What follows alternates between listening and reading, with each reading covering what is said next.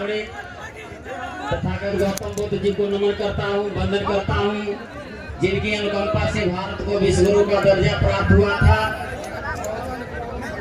सामाजिक क्रांति के अग्रदूत महात्मा ज्योतिबा फूले जी, आरक्षण के जनक राजर्षि छत्रपति साहू जी महाराज जी, भारतीय संविधान के निर्माता परम पूज्य बाबा साहब डॉक्टर भीमराव अम्बेडकर जी एवं बहुजन समाज पार्टी के संस्थापक आदरणीय माननीय कांसीराम साहब जी के चरणों में श्रद्धा सुमन अर्पित करता हूँ, नमन करता हूँ, वंदन करता हूँ।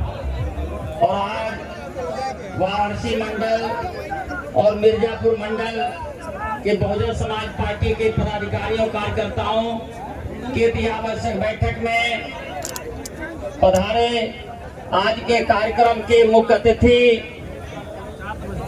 बहुजन समाज पार्टी के नेशनल कोऑर्डिनेटर, युवा हृदय सम्राट, युवाओं के प्रेरणा स्रोत, आज तथागत गौतम बुद्ध की धम्म दीक्षा स्थली, साथ ही साथ मन चंगा तो कटौती में गंगा का महाउद्घोष देने वाले सदगुरु रविदास की जन्म स्थली श्री गोवर्धन वाराणसी में मैं अपनी तरफ से और आप सभी लोगों के तरफ से माननीय आकाश आनंद जी का हार्दिक स्वागत करता हूं, हार्दिक अभिनंदन करता हूं और आवाज देता हूं, निवेदन करता हूं बड़े अदब के साथ कि आप आए और जनता जनार्दन को संबोधित करने का काम करें।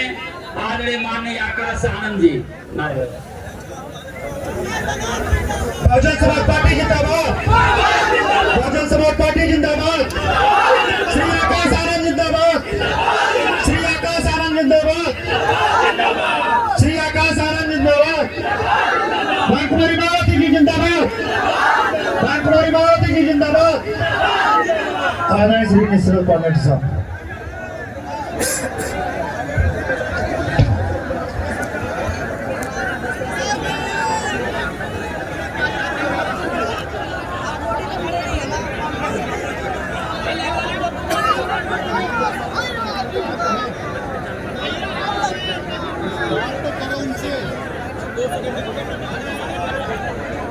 बात करो, किसी का नंबर है नहीं तुम्हारे पास?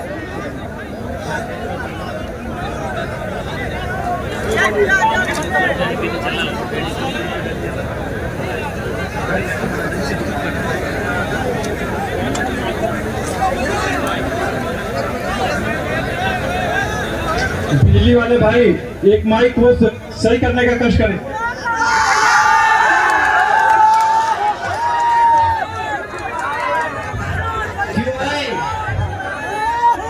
अपनी बात रखने के लिए उधर से या इधर से आपको कोई दिक्कत तो नहीं? चलो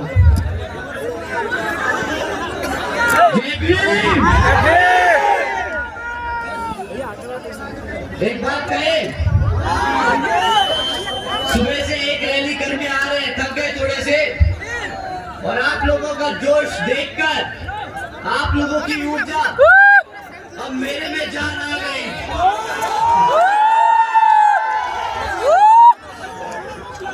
साथियों, सबसे पहले मैं अपनी माताओं बहनों का तहे दिल से धन्यवाद करना चाहता हूँ कि आप सब आज इतनी बड़ी संख्या में यहाँ इतनी देर से अपना कीमती समय निकालकर हमें सुनने आए। आप सभी का मैं तहे दिल से धन्यवाद करता हूँ। साथ ही साथ आज यहाँ हमारे सभी बड़े बुजुर्ग, हमारे सभी युवा साथी, हमारे सभी कार्यकर्ता, आप सभी का भी मैं तहे दिल से धन्यवाद करता हूँ कि आप लोगों ने अपना कीमती समय निकालकर हमें सुनने आए हो। साथ ही साथ आज की लोकसभा चुनाव की ये सभा को सफल करने के लिए यहाँ जितने भी कार्यकर्ता, जितने भी पदाधिकारी ने अपना पूरा दिन रात एक किया, तो आप सभी का भी मैं तहे दिल से धन्यवाद करता हूँ। साथ ही हमारे मंच पर मौजूद हमारे सभी प्रत्याशियों का भी मैं एक बार फिर से धन्यवाद करता हूं कि आप सब ने मिलकर आज इस चुनावी जनसभा को जो सफल किया है, आप सभी का मैं तहे दिल से आभारी हूं। साथियों, अपनी बात आप लोगों के बीच में रखने से पहले मैं हमारे सभी संतों, गुरुओं व महापुरुषों को में, जिसमें खासकर महात्मा ज्योतिबा फूले, छत्रपति शाहू जी महाराज, नारायण गुरु, पेरियार रामास्वामी जी व बाबा साहब भीमराव अंबेडकर जी एवं मान्यवर साहब श्री काशीराम जी को नमन करता हूं। साथियों, मैं बहुजन समाज पार्टी की राष्ट्रीय अध्यक्ष व उत्तर प्रदेश की 4 बार मुख्यमंत्री व पूर्व सांसद आदरणीय बहन जी के नाम से लोकप्रिय बहन कुमारी मायावती जी को पूरे तहे दिल से आभार प्रकट करता हूं। पंडाल छोटा पड़ गया, मैं समझ सकता हूं। आप सब अगर हो सके तो आके बैठ जाए, अगर हो सके तो आके सब बैठ जाए।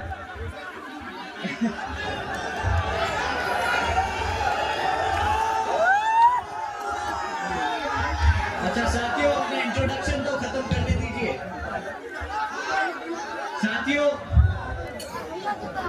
जिन्होंने अपनी पूरी जिंदगी कांसेट, DS4 वे बीएसपी के जन्मदाता एवं संस्थापक मान्यवर साहब श्री काशीराम जी के बताए हुए रास्ते पर चलकर परम पूज्य बाबा साहब डॉक्टर भीमराव अंबेडकर जी के मानवतावादी व आत्मसम्मान व स्वाभिमान के मूवमेंट के कारवा को अपना आजीवन त्याग, तपस्या व कड़े संघर्ष के जरिए नई राजनीतिक ऊर्जा, शक्ति व पहचान दी है तथा उत्तर प्रदेश जैसे विशाल व महत्वपूर्ण राज्य में 4 बार अपनी बीएसपी के नेतृत्व में सरकार बनाकर खासकर बहुजन समाज के लिए एक ऐसी मिसाल बन गई है जिससे प्रेरणा लेकर करोड़ों लोग आज यहाँ सामाजिक परिवर्तन व आर्थिक तरक्की के मिशनरी कार्य से जुड़े हुए हैं। इतना ही नहीं साथियों, बल्कि मैं खुद भी बहन जी के नेतृत्व से प्रभावित होकर बीएसपी मूवमेंट से जुड़ा हूं और उनके पथ चिन्हों पर चलकर उस मिशनरी दायित्व व कर्तव्य व फर्ज को आखिरी सांस तक निभाने की पूरी कोशिश करता रहूंगा।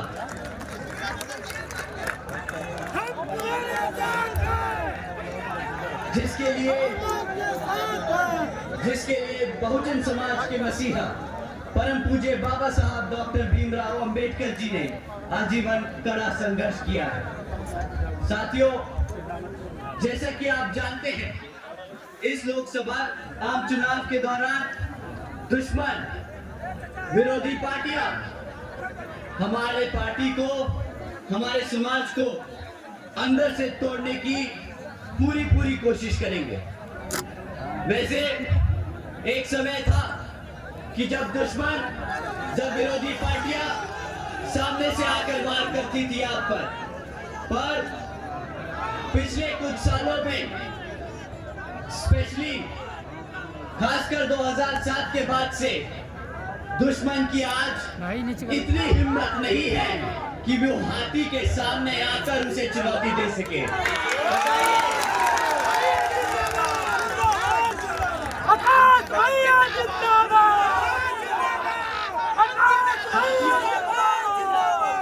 परंतु दुश्मन अपनी फितरत से तो बाज आएगा नहीं, वो फिर भी आपके बीच में रहकर आपको कमजोर करने की कोशिश करता रहेगा।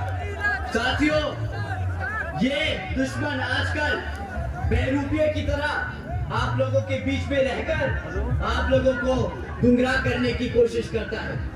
परंतु साथियों, आप लोगों को सिर्फ एक चीज याद रखनी है, सिर्फ एक चीज, कि अगर कोई भी आपकी पार्टी के अलावा, बहन जी के अलावा किसी और को वोट डालने को कहे तो आप समझ जाइएगा कि वो दुश्मन अपनी चाल चलने की कोशिश कर रहा है। तो मैं अपने सभी युवा से साथियों के बिहाफ पर बड़ी जिम्मेदारी से ये 4 लाइनें बोल रहा हूँ। और अगर हमारे बड़े बुजुर्ग इनसे इस चीज को मानते हैं तो इन लाइनों के बाद आप एक बार तेज से जय भीम का नारा लगाएंगे। साथियों, अगर कोई भी आपको बहन जी के अलावा, बहुजन समाज पार्टी के अलावा किसी और को वोट डालने को कहे तो वो साथियों बहन जी के खिलाफ, माननीय साहब के खिलाफ, बाबा साहब भीमराव अम्बेडकर के खिलाफ, आपके बहुजन समाज के खिलाफ, आपके संविधान के खिलाफ है। मानते हैं साथियों? साथियों,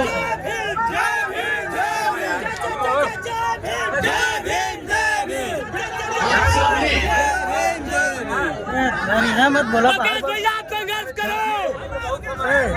मैं किसी एक पार्टी के बारे में आपको बताऊं, उससे पहले जो इन विभिन्न विरोधी दल हैं, जो इन्होंने आप लोगों के साथ विश्वासघात किया है, मैं उसके बारे में आप लोगों को पहले बताना चाहता हूं।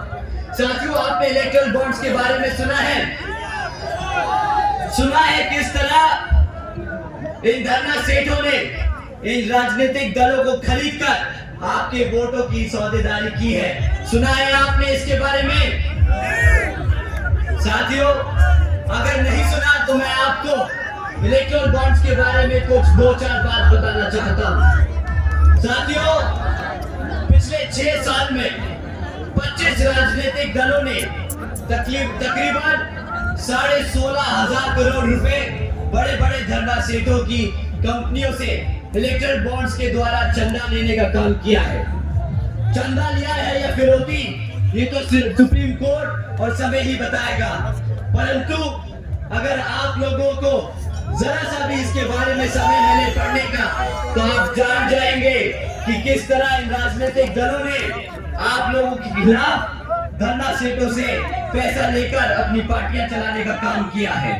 साथियों, इन 25 राजनीतिक दलों में सभी बड़ी बड़ी पार्टियों के नाम थे, सभी बड़ी बड़ी पार्टियों के नाम थे।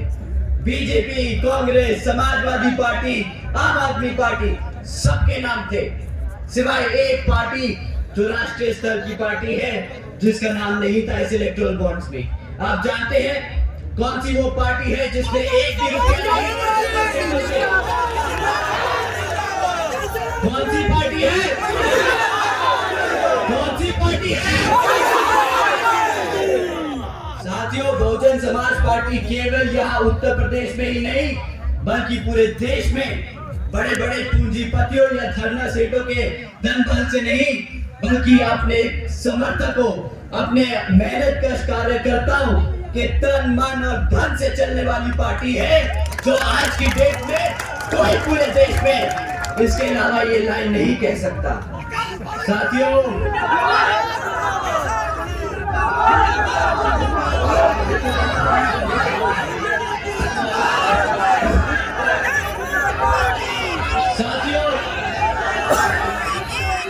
इस बारी लोकसभा चुनाव में हमारी तरह ही और भी विरोधी पार्टियां आप लोगों के बीच में आकर आपसे आपका वोट मांगने का काम करेंगी। और इनमें से इस बारी आपको अंधाधुंध किसी को भी एक बारी वोट नहीं देना। इस बारी आपको इन सबसे सवाल करना है कि भाई पिछले 10 साल से, स्पेशली बीजेपी पिछले 10 साल से यहाँ केंद्र की सरकार में है, तो उसने बहुजन समाज के लिए पिछले 10 साल में क्या काम किया। इस बारी आपको उनसे इसके रिकॉर्ड के बारे में मांगना होगा। आपको उनसे रिकॉर्ड मांगना होगा कि पिछले 10 साल में तुमने हमारे समाज के लिए क्या किया। साथियों, और इस बारी भी वो आपके बीच में आकर रिकॉर्ड के नाम पर मीठी मीठी बातें करके इधर उधर की भटकाने की बात करेंगे। कहेंगे हमने राम मंदिर बनाया, हमने फ्री में राशन बांटा, हमने आप लोगों को सब्सिडी दी। साथियों, हर एक मुद्दे पर आपको उनसे सवाल करना है।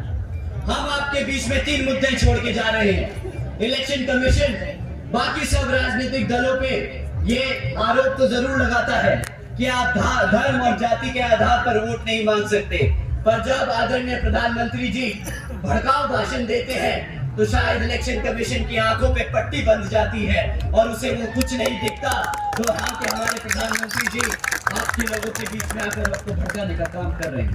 परंतु साथियों, आप 3 चीजों पे उनसे सवाल कीजिए कि पिछले 10 सालों में आपने शिक्षा के लिए, शिक्षा के क्षेत्र में हमारे लिए क्या किया, सुरक्षा के मामले में आप लोगों ने क्या किया और रोजगार के लिए आप लोगों ने क्या किया। साथियों, मैं शिक्षा से शुरू करता हूँ। हमारे सिस्टम की, हमारे आने वाले भविष्य की रीढ़ की हड्डी होती है शिक्षा। बाबा साहब कहते थे कि शिक्षा वो शेरनी का दूध है जो पिएगा तो आप मानते हैं ना, आप मानते हैं कि शिक्षा कितनी महत्वपूर्ण है हमारे समाज को अपने पैरों पर खड़ा करने के लिए। तो साथियों, उन्होंने जो शिक्षा के साथ खिलवाड़ किया है वो मैं आप लोगों के बीच में रखता हूं। साथियों, पिछले 10 साल में सरकारी स्कूलों की इतनी बदतर हालत कर दी है भाजपा सरकार ने कि आज अगर हम किसी 8वीं क्लास के कक्षा के बच्चे से गुणा भाग करने को कहें तो वो बेचारा गुणा भाग नहीं कर पाएगा। अगर आप उससे अंग्रेजी में बात करने को कहें तो वो आज अंग्रेजी में एक शब्द नहीं बोल पाएगा।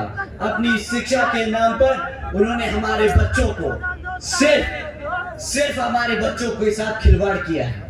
साथियों, जब आप उनसे आप शिक्षा पे सवाल करेंगे और ये तथ्य उनके सामने रखेंगे तो वो बोलेंगे, अरे पढ़ाई लिखाई छोड़िए, हमने डिजिटल इंडिया दिया है, डिजिटल इंडिया दिया है। उस पे भी मैं आपके सामने एक मुद्दा छोड़ के जा रहा हूं, एक इंपॉर्टेंट पॉइंट छोड़ के जा रहा हूं। साथियों, सरकारी आंकड़ा कहता है कि आज 65% से ज्यादा सरकारी स्कूलों में एक कंप्यूटर तक की फैसिलिटी नहीं है। जिस सरकार ने बोला कि डिजिटल इंडिया का नारा दिया, अगर वही अपने बच्चों को कंप्यूटर टेक्नोलॉजी के बारे में नहीं पढ़ा सकती, नहीं समझा सकती, फैसिलिटी नहीं दे सकती, तो ऐसी सरकार से शिक्षा के नाम पर सिर्फ और सिर्फ खिलवाड़ और मजाक किया है। आपके भविष्य के साथ खिलवाड़ और मजाक किया है। साथियों, इससे ज्यादा जरूरी जो बच्चे मेहनत करके यहाँ पर पढ़ लिख जाते हैं, यहाँ पर कितने बच्चे हैं जिन्होंने 12वीं पास करी है, कितने बच्चे यहाँ पे ग्रेजुएशन कर चुके हैं, किसने पोस्ट ग्रेजुएशन करी है। पूरा पंडाल अपना हाथ उठाए खड़ा है। तो जब मैं आपसे ये बात करूंगा तो आप लोग शायद इस बात को समझेंगे। साथियों, शिक्षा के नाम पर सिर्फ सरकारी भर्ती के एग्जाम पेपर की लीक होने की खबरें सुनी है। बताइए, सुनी कि नहीं सुनी?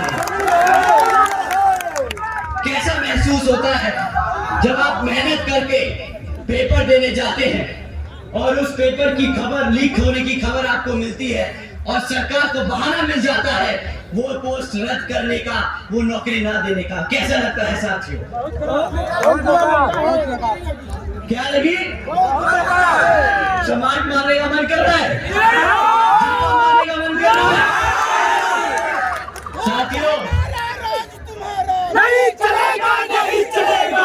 बहुजन समाज से हो, नहीं चलेगा, समाज को आप बाबा साहब को भगवान मानते हो। बाबा साहब ने आपको वोट डालने की ताकत दी है। ये वोट ही इनको जूता मार मार के भगा देगा। आपको वोट इनको लाठी की तरह पड़ना चाहिए। इनको बाहर करिए सत्ता से ताकि ये पेपर लीक होने की खबरें अब बंद हो। साथियों,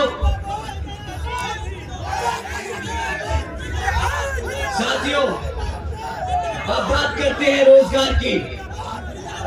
आप इनसे पूछिएगा कि 2014 में आप मंच पे खड़े होकर पूरे देशवासियों को बता के गए थे कि हम सालाना 2 करोड़ नौकरी देंगे। 2 करोड़ नौकरी देने के नाम पर क्या दिया उन्होंने? यहाँ पर कितने साथी हैं जिनके दूर के रिश्तेदारों में भी कभी नौकरी लगी हो पिछले 10 साल में? बता दीजिए। पकौड़ा पे भी आता हो। अभी तो वो आपको पकौड़ा तलने की न्याय से दे के गए हैं, बाद में कटोरा भी थमा देंगे, बोले भीख मांग लो, ये भी रोजगार था भाई।